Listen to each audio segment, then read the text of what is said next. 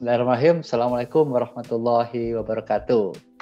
Waalaikumsalam warahmatullahi wabarakatuh. Teman-teman Mas Project Z dimanapun kalian berada, malam ini kita masuk lagi ke podcast kita yang keempat bersama saudara saya Kakak Jamal. Nama lengkapnya Insinyur Jamaluddin STMM IPM. Wah, ini sebuah gelar pendidikan yang cukup panjang ini yang harus beliau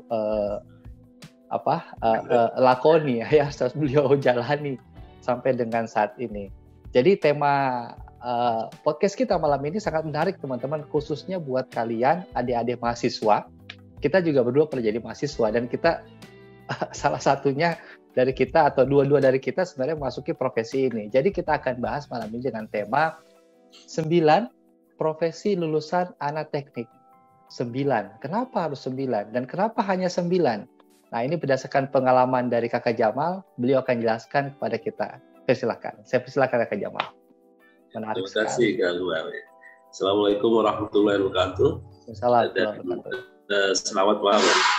Jadi sebelum masuk, pertama saya ucapkan selamat dulu untuk Kak Umar atas posisi baru dan lokasi baru. Semoga di pulau yang baru dari Sumatera pindah ke Kalimantan ini sudah semakin betah dan semakin berkarya. Amin. Terima kasih Kak Jamal. Jadi pembahasan kita malam ini saat ini adalah sesuatu yang ringan-ringan saya sebenarnya. Ya. Sesuatu yang harus butuh ketegangan saudara. Jadi ini kalau dua materi sebelumnya kan kita bersifat objektif ilmiah. Kalau yang sekarang ini lebih bersifat pada subjektivitas saya sebagai membawa materi dan juga Kak Umar nanti sebagai penanggap.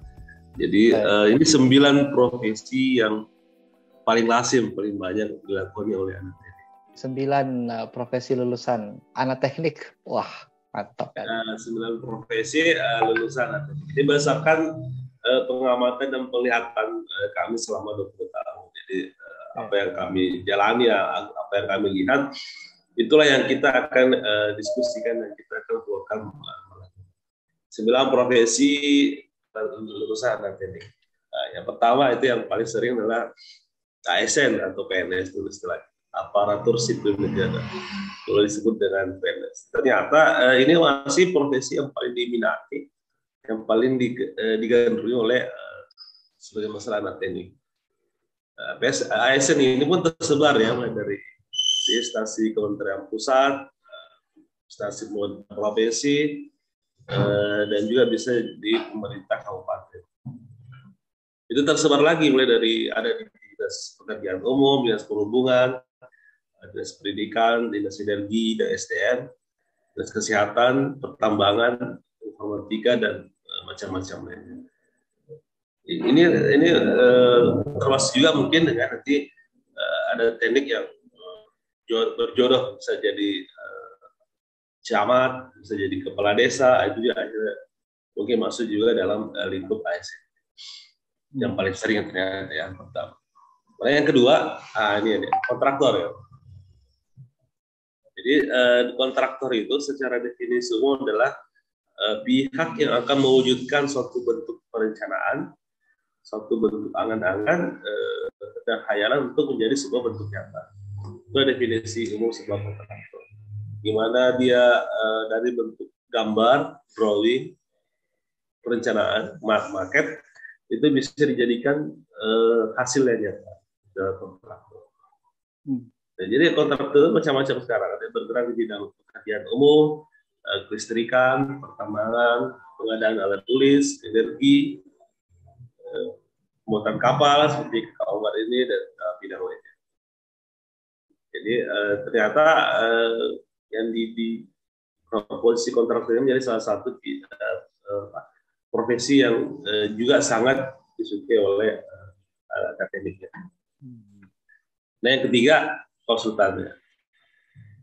Jadi seorang konsultan itu adalah suatu profesi yang membutuhkan tingkat kreativitas yang lumayan tinggi dan kompleks sebenarnya. Konsultan itu terdiri lagi macam-macam, ada konsultan perencanaan, ada konsultan pengawasan, konsultan manajemen konstruksi, dan ada juga konsultan bergerak di bidang testing atau operasional layak penerbitan layak operasi, sertifikat layak operasi. Mungkin ada bertanya, apa perbedaan konsultan pengawasan dan konsultan manajemen konstruksi? Karena hampir sama. Ya, kalau pengawasan kan dia bergerak di bidang betul-betul murni mengawasi pekerjaan, mencatat semua aktivitas sehari-hari. Kalau konsultan manajemen konstruksi itu selain mengawasi pekerjaan, dia juga bisa melakukan review desain, bisa melakukan perubahan-perubahan, bisa mengusulkan perubahan kepada owner apabila ada sesuatu yang terjadi di lapangan. Itu perbedaan. Nah, kebanyakan konsultan itu bergerak dalam bidang konsultan teknik, konsultan lingkungan, konsultan manajemen, konsultan energi, dan perminyakan kapal dan lain-lainnya. Jadi masih banyak profesi konsultan ini. Cuma kan yang kita bahas adalah konsultan bergerak di bidang alumni teknik. Banyak konsultan, ada konsultan pajak, konsultan publik, konsultan pernikahan, konsultan asmara, banyak kesehatan. Tapi karena kita konsultan teknik, kita fokusnya di teknik. Yang ketiga ya. Nah yang keempat, profesi yang keempat adalah dosen dan pengajar. Jadi, definisi dosen itu adalah pendidik profesional dan ilmuwan dengan tugas utama mentransformasikan, mengembangkan, dan menyebarluaskan ilmu pengetahuan, teknologi, dan seni melalui pendidikan, penelitian, dan pengabdian kepada masyarakat. Jadi definisi umum guru dengan dosen lah di sini. Kalau guru itu lebih pada mengajarkan ilmu dua arah, mengajar dan flashback dua arah. Kalau dosen ini adalah mengajar dengan mengembangkan tiga dimensi ini. Dia harus bisa mendidik, dia harus bisa melakukan penelitian, dan juga harus bisa mengajarkan mahasiswa mempunyai jiwa pengabdian kepada masyarakat. Jadi memang sebenarnya berat tugas seorang dosen. Nah, dosen ini terdiri bisa dari dosen negeri, dosen kooperatif, swasta, bisa juga dosen yayasan, dan juga bisa dosen luar biasa. Tergantung dari penempatan dan keinginan dosen tersebut. Oke ya. Kemudian yang kelima, ini juga banyak posisi bankir dan appraisal. Jadi ini sudah banyak, dan juga banyak teman-teman kita juga yang bergelut di bidang perbankan menempati posisi mulai dari branch manager, account officer, kemudian penilai atau appraisal, ada marketing, kepala unit, auditor, sampai manajemen risiko. Mungkin ada bertanya, appraisal itu seperti apa? Jadi kalau appraisal itu adalah penilai objek yang menjadi jaminan. Dia bisa berada dalam struktur bank, bisa juga berada sebagai organisasi di luar bank. Kita menilai satu objek jaminan atau agunan.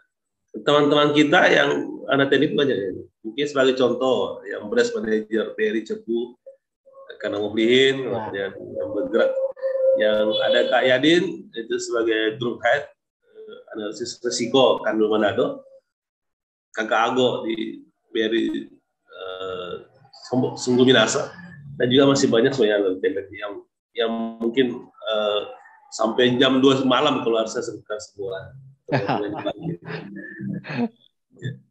Kemudian yang keenam, pengusaha kuliner ya, karena kecenderungan TNI itu kan ketika tugas besar, menggambar, masuk studio, masuk lab. Jadi akhirnya anak TNI itu banyak yang kuat begadang. Ya, karena kuat begadang, sering minum kopi, jadi banyak yang karena hobinya minum kopi, jadi banyak larinya ke usaha kuliner ya. Jadi banyak teman-teman kita yang akhirnya bergerak di warung kopi dan warung makan ya. Contoh namanya Warkop Plasgos, kemudian ada juga dulu Coto ya. Coto Limpo namanya. Juragan Dapur yang Juragan Dapur. dua cabang di Makassar. Wah, mantap. Jadi sebenarnya semakin banyak sebenarnya tekniknya. Karena pertama dengan hobi begadang, minum kopi, akhirnya larinya ke kuliner ya.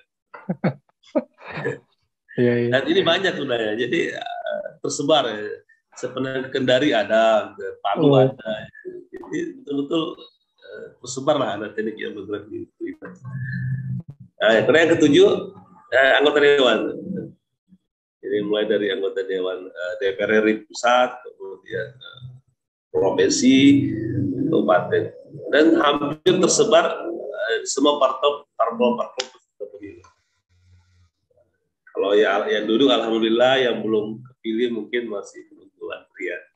Yang paling kita mungkin Kak Pio perkapalan 87 di provinsi, kemudian Kak Irfan Abe Sipil 91 ya. Masih banyak lain lah, cuma mungkin yang sempat ada yang atas saya mungkin 2 nama itu. Kemudian yang ke-8 posisi safety atau K3 atau HSE. Nah, ini merupakan bagian dari perusahaan yang bertanggung jawab terhadap keselamatan dan kesehatan kerja serta pengelolaan lingkungan. Ya, kenapa anak teknik banyak yang bergerak di bidang HSE dan ketiga ini?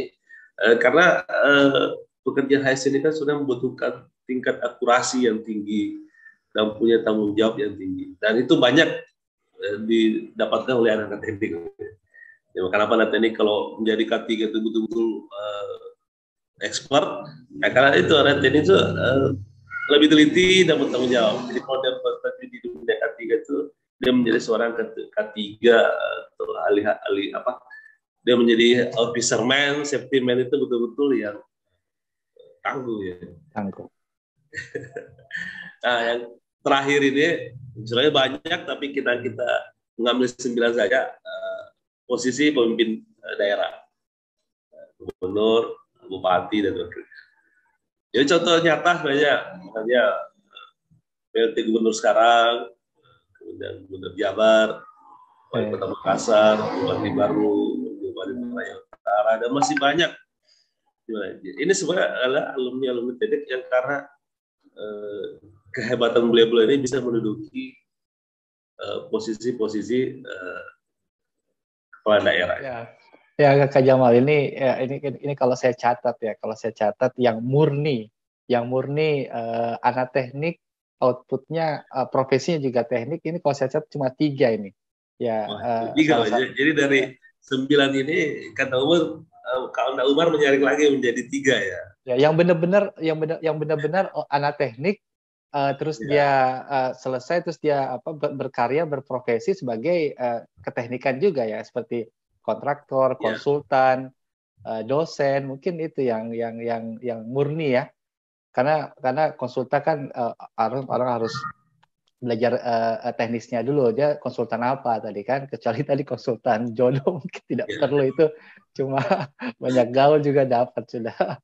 Kak Jamal, ini pertanyaan yang ingin kita tanyakan nih. Ini kalau yang pertama, profesi pertama, kita mulai pertanyaan yang profesi pertama ASN ini kan.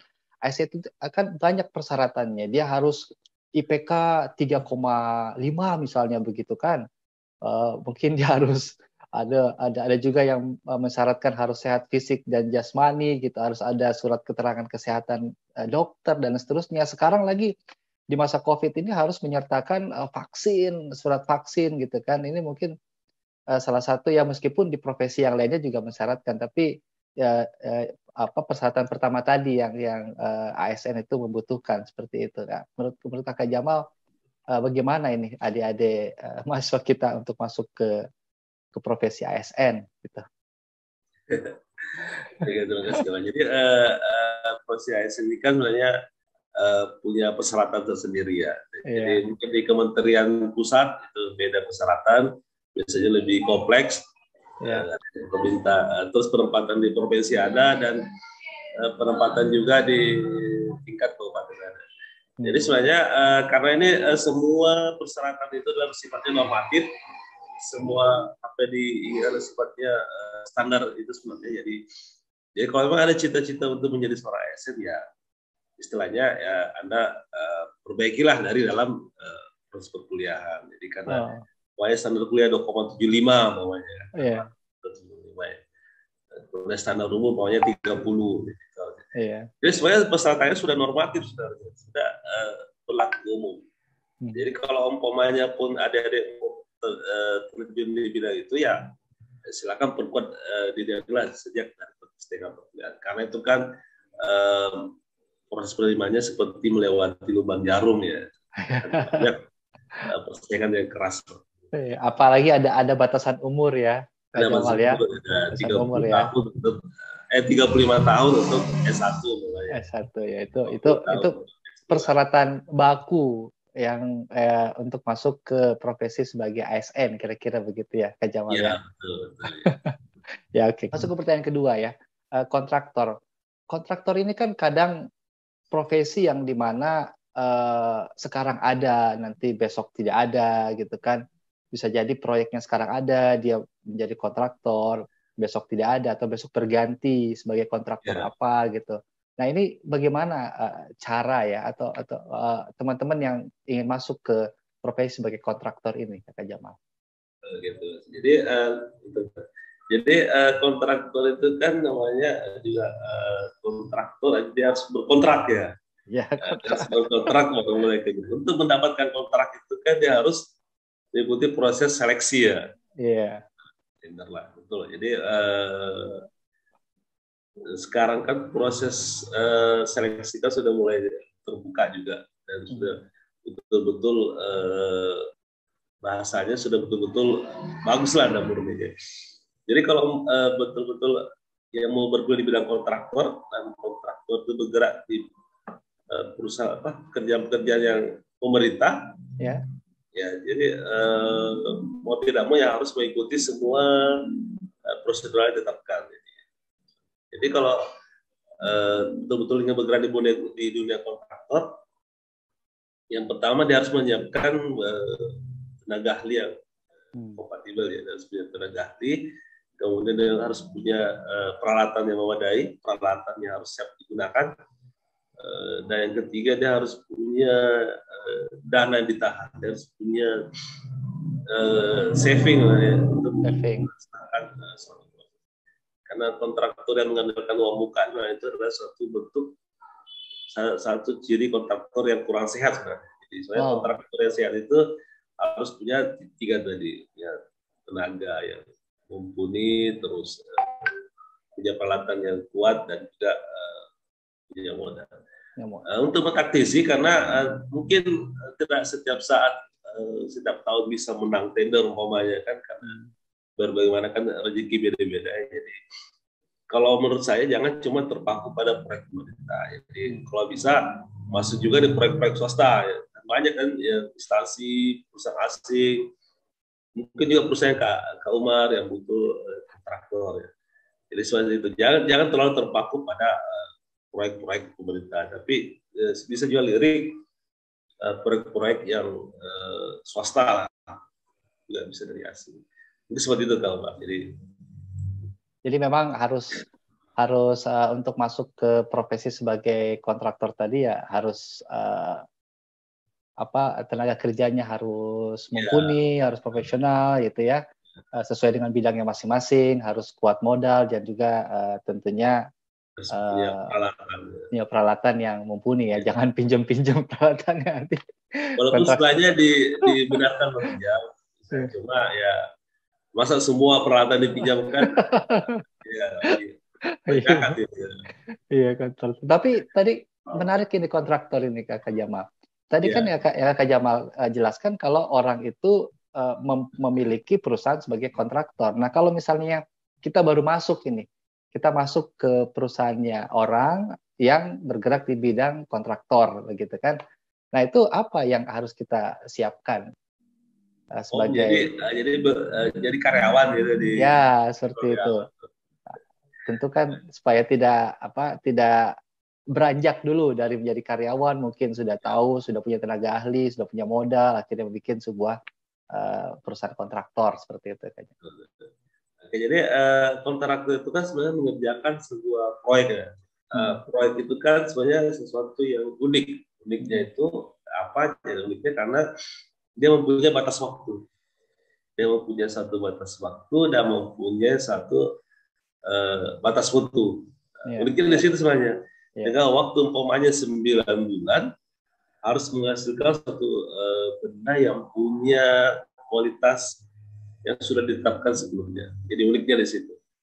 Jadi kalau saran saya, kalau mau bergerak di bidang kontraktor, adik-adik, rekan-rekan harus punya daya tahan stressing yang tinggi. Itu harus bisa menahan stressing yang tinggi. Karena kita ditutup waktu dengan 9 bulan, harus melahirkan sebuah produk yang telah ditetapkan mutunya.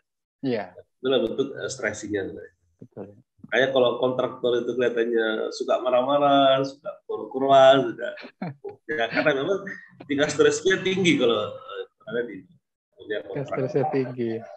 Ya, tapi dengan jangka waktu tertentu tadi, kalau tingkat stresnya itu bisa di manage begitu ya, tentu akan menghasilkan sesuatu yang besar gitu. Jadi kontraktor itu ada kontraktor yang hidup setelah tadi 9 bulan berkarya, setelah itu dia bisa santai-santai selama 9 tahun. Ya. Jadi berkarya 9 bulan mungkin ya 2-3 tahun bisa menikmati hasil karyanya. Menikmati, ya betul.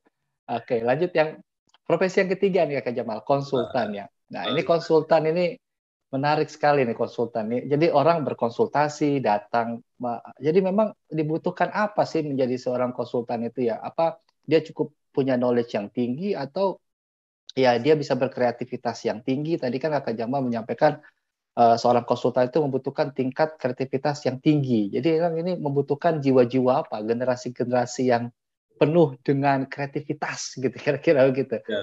Gimana ya, Jamal? Soalnya kita lihat umum lah. Sekarang umumnya konsultan itu paling banyaknya sebenarnya cuma 2, perencana dan pengawas.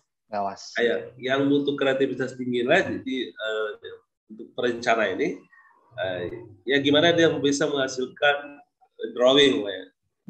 Bisa menghasilkan gambar kerja yang akan dikerja. Menghasilkan gambar itulah yang butuh suatu bentuk kreativitas sebenarnya.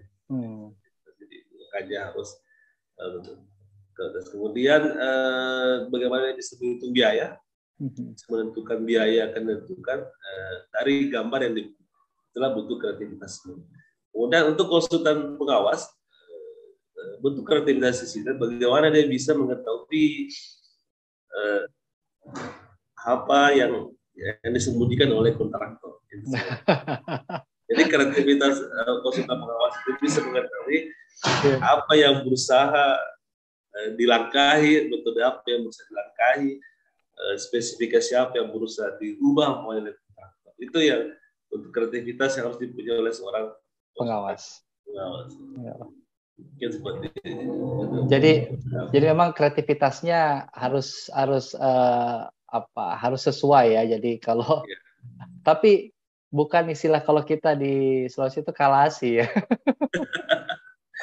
Makanya biasanya kalau konsultan itu biasanya harus pernah di kontraktor. Iya, harus karena dia sudah bisa mengetahui negatif dan positifnya. Jadi ini tanpa menjelek-jelekan posisi profesi kontraktor, cuma yang saya lihat mungkin seperti itu. Ya, jadi mungkin kreativitasnya ya kreativitas yang positif ya, yang membangun. Ya, tidak apa-apa melakukan inovasi, melakukan perubahan-perubahan, tapi itu perubahan yang menguntungkan kedua belah pihak, kira-kira begitu ya. Jadi kontraktor tidak apa-apa mengadakan perubahan, yang penting pengetahuan konsultan dan ownernya, dan disetujui oleh owner. Oke, wah sekarang kita ke profesi keempat. Nah, dosen atau pengajar. Nah ini Kakak Jamal banget ini.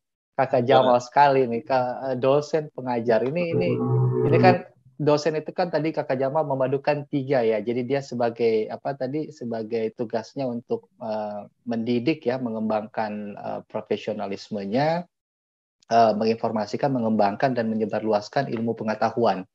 Itu kan 3 fungsi sebagai dosen atau pengajar. Tadi agak sedikit dibedakan dengan guru ya, seperti itu. Meskipun guru dan dosen intinya adalah mereka pahlawan tanpa jasa untuk kita semua yang sudah sampai di titik ini, atau mungkin sudah jauh beberapa teman di titik yang lainnya. Nah, Untuk menjadi dosen dan pengajar Kak Jamal, apakah adik-adik mahasiswa yang ingin masuk menjadi sebagai profesi dosen harus mempersiapkan diri dari semester berapa ini?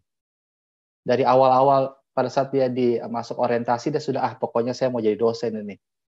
Atau seperti apa? Atau dosen itu bisa dipupuk setelah kita lulus kuliah baru saya mau jadi dosen. Gitu. Atau ada jenjang-jenjangnya Kak Jamal. Dia harus sekolah S1, 2, 3 dan seterusnya. Jadi kedua sebenarnya bisa, Mas. Jadi kata Umar semuanya bisa. Jadi bisa ya. Dari awal menyiapkan diri menjadi tenaga pengajar dia bisa. Bisa jadi selesai S1 langsung ambil S2, kemudian masuk jadi dosen itu bisa. Artinya minatnya sudah muncul dari dari awal. Yeah. Ada juga dosen yang nanti setelah bergerak di bidang keilmuan, setelah bekerja baru ada keinginan untuk menjadi dosen. Dan itu difasilitasi oleh sekarang namanya dosen profesi ya. Sekarang dosen ada 2, dosen murni kampus dan dosen profesi. Nah, dosen profesi ini yang seorang yang bergerak di bidang mungkin di bidang kontraktor, bidang konsultan, dan akan memberi pelajaran sebagai mahasiswa, tapi berada di dunia industri. Makanya namanya dosen industri. Artinya, dan itu juga diregistrasi oleh negara. Oh. Jadi tetap ada. Jadi ya kalau umpamanya saya kayak bisa nih jadi dosen. Kakak Umar bisa. Oh ya. Ya kan ada masuk ke yang membutuhkan dosen profesi. Jadi memang dosen profesi itu dosen yang tanpa batas umur begitu kira-kira ya. Jadi dia bisa. Oke. Tapi dia harus sudah berada di satu profesi tertentu. Profesi tertentu, betul. Dia punya keahlian tertentu dan dia kompeten di bidang itu ya. Gitu ya. Wah, ini menarik nih. Jadi kita bisa jadi dosen. Jadi saya pun kalau punya bisa sekali, Bang. Saya kan sebenarnya negara kita ini masih kekurangan dosen lah. Secara rasio itu masih. Mungkin undangan pertama saya bisa jadi dosen tamu dulu di universitasnya di mana Kakak Jamal bekerja di dalam situ. Di Lampung Mangkurat. Atau di tempat Kakak Jamal mengajar sebagai. Oke. Kita lanjut nih Kakak Jamal, pertanyaan kelima nih, bankir. Ini rasanya mungkin di teman-teman kita ya. Mungkin juga adik-adik atau mungkin kakak-kakak kita yang lain juga banyak sekali nih masuk ke dunia banker ini kan. Apalagi dengan segala bentuk benefit yang akan diterimanya, terus bagaimana loyalitas. Nah, ini Kakak Jamal, pertanyaannya nih kan, untuk masuk ke banker ini banyak resikonya ya, banyak resiko-resiko yang adik-adik yang ingin profesi di bidang banker ini harus diperhatikan lebih dini. Nah, kira-kira apa nih Kak Jamal yang harus diperhatikan oleh adik-adik kalau ingin masuk ke dunia banker ini sebagai banker, atau macam-macam tadi, mulai dari mungkin menjadi staff, terus menjadi front officer, menjadi marketing, masih dari appraisalnya dan seterusnya. Apa yang harus disiapkan oleh adik-adik ini Kakak Jamal? Ya sebenarnya ini pribadi saya kembali ke Kak Umar karena saya kan pribadi pernah di bank juga ya. Saya 7 tahun pernah di bank. Dunia konsultan dan dunia pendidikan. Iya. Jadi sebenarnya untuk bank itu kan jualannya adalah uang ya. Jadi sebenarnya jual uang itu definisinya pasti lebih mudah daripada menjualnya. Karena kan dijualnya uang ya. Uang, ya. Jadi sebenarnya yang untuk menjadi seorang bankir itu yang paling utama adalah kejujuran dan kedisiplinan. Kapan mulai kejujuran pasti nomor 1 ya pasti. Dan yang masalahnya kedisiplinan. Kapan kita sudah lepas dari rule-nya, suatu saat nanti pasti akan ketemu batunya. Nah, di dunia perbankan itu harus sesuatu yang strength, sesuatu yang itu saja. Iya. Jadi harus jujur sama disiplin ya. Ya, soalnya tidak mungkin juga kita tidak disiplin ya. Maksudnya kalau kita datang ke bank jam 8 terus belum dibuka, wah stres juga itu kira-kira. Tapi mungkin di sini disiplin dengan aturannya. Jadi, disiplin dengan aturannya. Butuh mungkin nanti harus butuh banyak ada minta pinjaman, butuh uang. Itu cuma bisa kemampuannya cuma 4 miliar ya. Ya, kita aturannya harus ikut kembali. Kapan nanti melenceng dari nilai itu, kemudian hari pasti akan ketemu sesuatu yang salah gitu. Yang salah ya. Nah, ini nanti perihal perbankan sebelumnya juga saya ada podcast dengan saudara kita Kakak Muflihin Tayyib perihal perbankan juga, nanti bisa teman-teman lihat di situ. Tapi itu materinya berbeda ya, nanti khusus kita untuk perbankan kita akan sesi berbeda. Ini menarik sekali. Betul. Yang keenam Kakak Jamal, yang keenam, pengusaha kuliner. Ini karena anak teknik suka begadang tadi. Kan anak teknik suka begadang, jadi bikinlah kafe, bikinlah warung makan, bikin restoran dan seterusnya. Tapi apakah harus begadang dulu jadi orang? Artinya marketnya pengusaha kuliner ini adalah anak-anak teknik juga yang suka begadang ya. Ya itu mungkin bahasa kiasan aja. Misalnya karena kan mau tidak mau ya banyak yang memang hobinya minatnya di dunia kuliner pasti ada. Karena kan prinsipnya kan semua orang pasti butuh makan dan minum. Betul. Jadi pasti ada berpikir, kemudian saya bergerak di bidangnya. Apalagi orang Sulawesi kan suku peminum kopi yang nomor 1 mungkin ya. Kopi nomor 1. Akhirnya buka coffee shop di mana-mana ya. Wah, brandingnya macam-macam. Padahal kopinya sama-sama saja ya, dari Toraja atau dari Andeling. Iya. Teman-teman kalau pengen tahu nanti untuk menjadi pengusaha trik-triknya seperti apa, di podcast kita sebelumnya dengan Kakak Jamal juga kita ada sempat bahas ini Kakak Jamal ya. Untuk menjadi seorang pengusaha itu seperti apa tips-tipsnya kira-kira seperti itu. Nah, menjadi anggota dewan, pertanyaan ke-7. Wah, ini butuh modal besar ini. Jadi bukan hanya sekedar modal finansial, tapi dia juga harus punya modal punya modal sosial ya. Artinya dia harus punya market yang besar, dia punya komunitas yang besar gitu kan. Dia bukan hanya sekedar terkenal, tapi dia juga harus bisa menggapai banyak hal. Tentu juga dia harus punya modal yang besar gitu ya. Entah itu modal finansial ataupun modal pendidikan yang dia kelola. Nah, bagaimana ini Kakak Jamal, adik-adik kita atau teman-teman mahasiswa yang mau menjadi anggota dewan? Ini kan ada beberapa anggota dewan yang umurnya masih muda ya, yang 20 tahun gitu ya, yang sudah lulus kuliah langsung jadi anggota dewan. Kita sudah lihat di beberapa peristiwa-peristiwa. Artinya anggota dewan itu persaingannya seperti apa sekarang? Jadi umur tidak jadi masalah. Atau kembali ke hitahnya gitu, punya modal gitu ya. Gimana Kak Jamal? Silakan. Jadi jadi sumberan lagi, jadi ada lagi satu anak teknik sipil 2002 ya. Adam.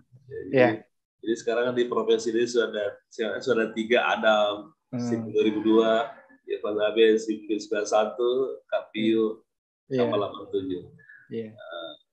Mereka ini tidak langsung muncul serta-merta. Jadi para andalan kita ini sudah mulai merintis itu mungkin sejak 10 tahun terakhir. Jadi kalau betul-betul mengandalkan kekuatan finansial ya, saya pikir itu mungkin masih nilainya sekitar 40%. Nah, tapi tabungan sosial ini, kerja sosial ini yang menentukan senilainya sampai 55%. Nah, mungkin kenapa seorang kanda-kanda kita itu sebutkan waktunya mungkin sampai 10 tahun melakukan kerja sosial baru bisa masuk.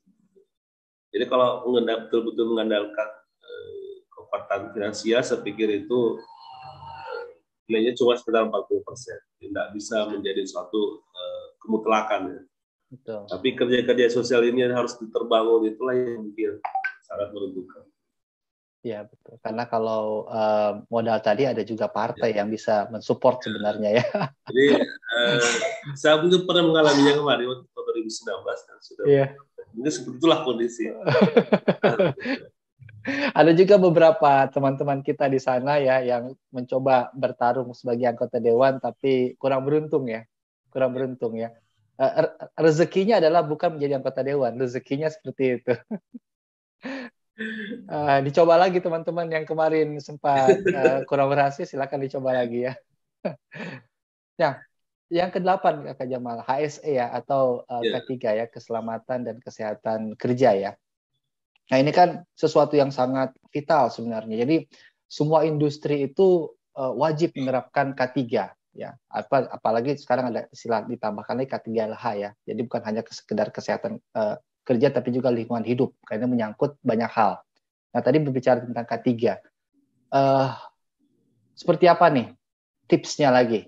Atau how seorang mahasiswa itu bisa menjadi profesi sebagai pelayan kesehatan dan keselamatan kerja ya, karena ini kan bentuknya melayani dengan bentuk SOP, dengan bentuk aturan-aturan baku, knowledge terhadap safety gitu kan. Kira-kira apa Kak Jamal? Ini menarik sekali ini. Safety ini kalau nggak safety nyawa bisa hilang ini ya. dan itu sangat fatal. Jadi sekarang justru ini profesi yang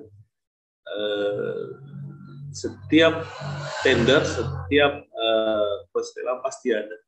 Jadi sekarang baik di konsultan, di kontraktor, dimanapun profesi petugas K3, apakah officer atau safety man, apakah HSE engineer itu pasti harus ada.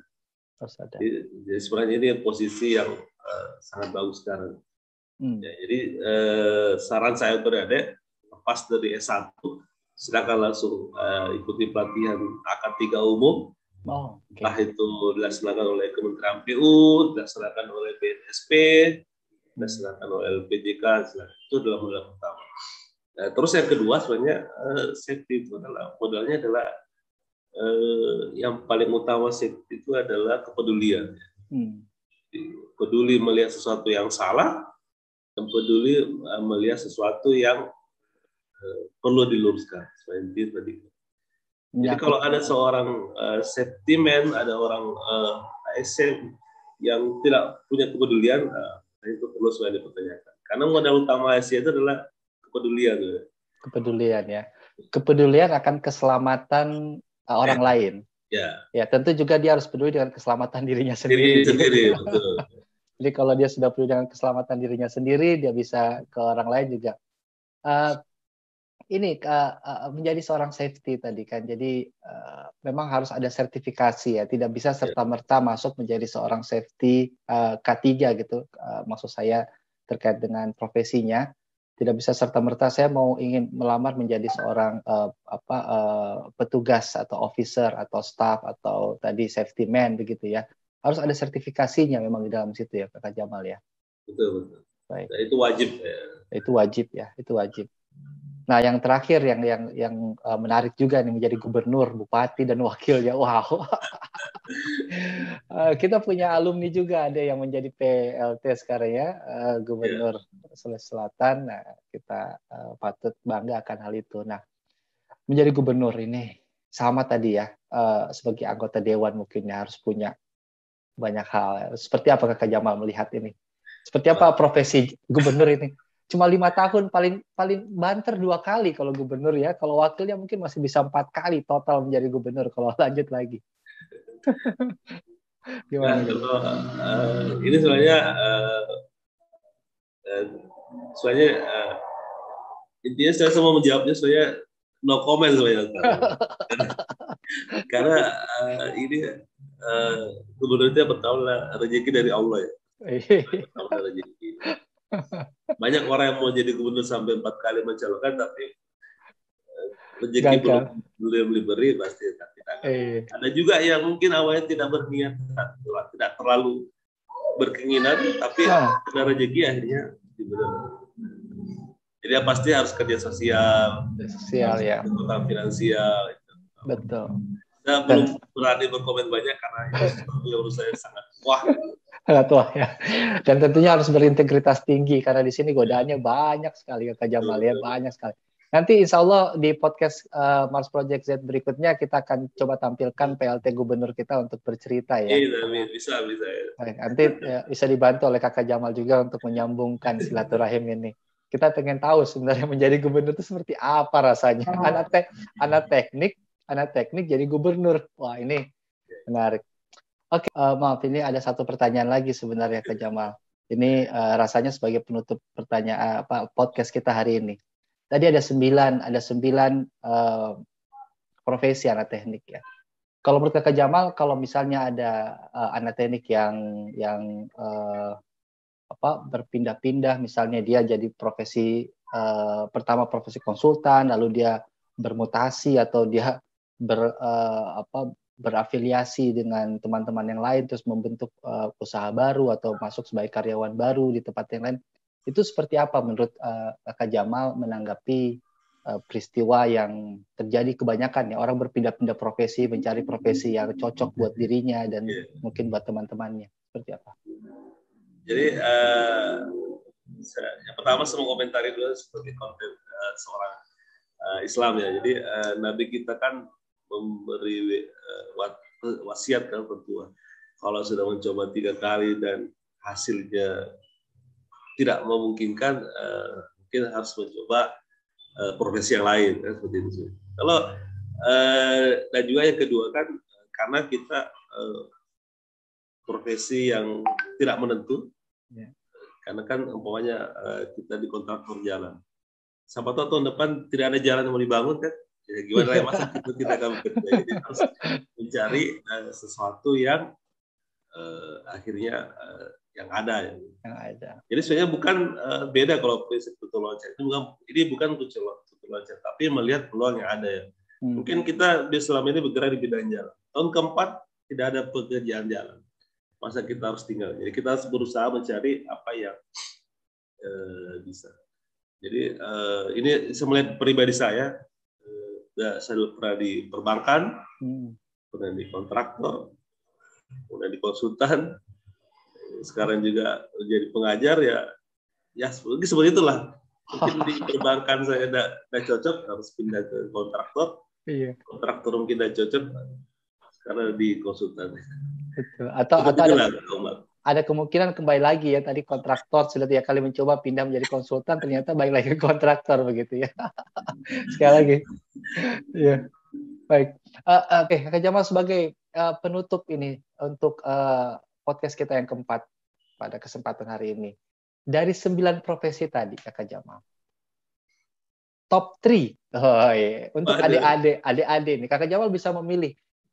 Menurut pengalaman Kak Jamal selama lebih dari 20 tahun melihat profesi ini, 3 terbaik lah. Kira-kira apa nih yang adik-adik harus masukin lah? 3 terbaik saja Kak Jamal. Ada 9 kalau kita sebutkan banyak nanti pilihannya banyak. 3 saja 3. Ya, apa? Jadi, kalau saya pasti memilihnya tadi yang nomor 2, nomor 3 dan nomor 4. 2, 3, 4 saya bacakan ya teman-teman. 2, 3, 4 itu adalah sebagai kontraktor, konsultan dan dosen. Itu top 3 ya? Ya, kalau itu subjektif pribadi saya. Subjektif. Terus kalau Kakak Jamal dipojokkan untuk memilih 1 dari 3, anggaplah Kakak Jamal sebagai mahasiswa yang sudah lulus tadi ada top 3 kan sebagai kontraktor, konsultan dan dosen. 3-tiganya ini ada di depan mata Kakak Jamal. Apa yang Kakak Jamal pilih? Profesi apa yang Kakak Jamal pilih? Ini karena masih subjektif ya. Iya, subjektif. Apapun, jadi karena saya pasti akan memilih konsultan lah. Menjadi konsultan. Yang saya geluti sekarang. Betul. Kenapa milih konsultan? Karena digeluti sekarang atau tidak mau berpindah profesi Kakak Jamal? Karena konsultan itu kan kita dituntut terus belajar juga. Ya, karena peraturan terus berubah, teknologi juga semakin berubah, jadi kita juga dituntut juga mengikuti perubahan. Dan juga konsultan kan juga bisa menjadi dosen. Kita ya. Sebanyak ya. Terima kasih Kakak Jamal atas waktunya yang sangat berharga pada malam ini hari ini ya. Jadi ini ringan-ringan saya Kak Omar ya. Ya. Kebenaran ini kita berdasarkan pengamatan aja. Baik. Untuk teman-teman yang menyaksikan podcast kami berdua pada hari ini, kalau ada yang ingin ditanyakan silakan di kolom pertanyaan di bawah ya, di kolom pesan di konten Mars Project Z. Nanti yang akan kami tampilkan dalam waktu dekat. Pertanyaan pun insya Allah akan bisa dijawab oleh Kakak Jamal langsung di reply di pesan tersebut. Dan kalau ada yang ingin mempunyai ide atau usulan kira-kira apa lagi materi podcast kita berikutnya yang akan dibawakan oleh Kakak Jamal, silahkan juga dicantumkan. Terima kasih banyak Kakak Jamal. Selamat beristirahat. Sehat selalu Ki di sana. Sampai jumpa kita dalam waktu dekat.